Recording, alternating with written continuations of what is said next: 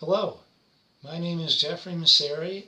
I'm a second-year electrical engineering major at York University, and this is my final project for EECS2210.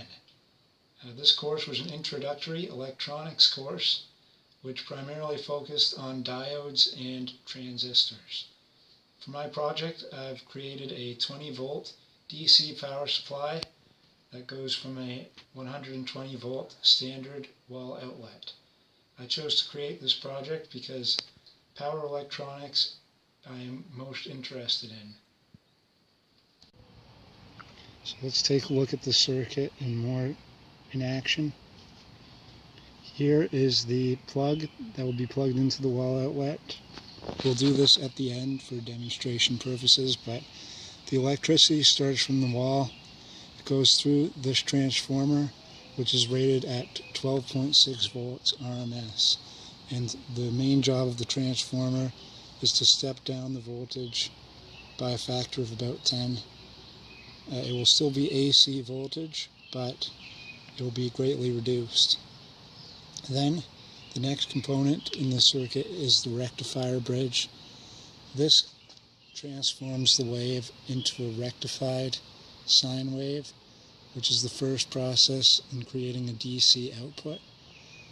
However, it's still not fully DC at this point. That's when we need these two capacitors here. They store the electricity and allow for a stable voltage. Then it goes through this limiting resistor and finally to the load output, which are these 7 different LEDs connected to the breadboard. Before we plug it in for demonstration, we can take a quick look at the schematic I designed, and we can talk about the calculations as well. So the calculations are very simple. We just applied the capacitor discharge formula so that we would have 5% error or less. So this 0.95% V0 allows for 5% decrease in ripple voltage. And when you go through the calculations here, over one period, which is the 1 over 120, we arrive at a capacitance value of 4,061 microfarads. For my circuit, that's the minimum capacitance required, but for my circuit, I actually doubled that because that was what was available at the store. You got the 2 capacitors, and more capacitance would just improve the stability of the circuit. So now we will demonstrate the working project. So I'm just plugging in this extension cord, and if you look over here, you'll see that the LEDs have all lit up.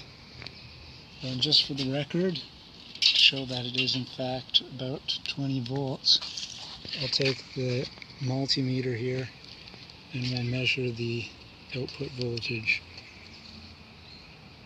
by unclipping this. And we'll unclip this.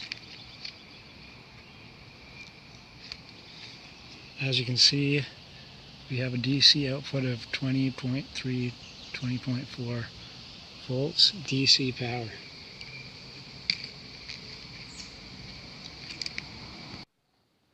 So there you have it. That concludes my final project. Although it was a very simple power supply, a similar circuit could be built and used for any DC power device. This could even be used to replace any battery-powered device, saving batteries and providing a different alternative. It would be better for the environment in that case, and would save a little bit of money. The only thing you'd have to change are the resistor and capacitor values, depending on the load and electrical parameters of your circuit. But thank you.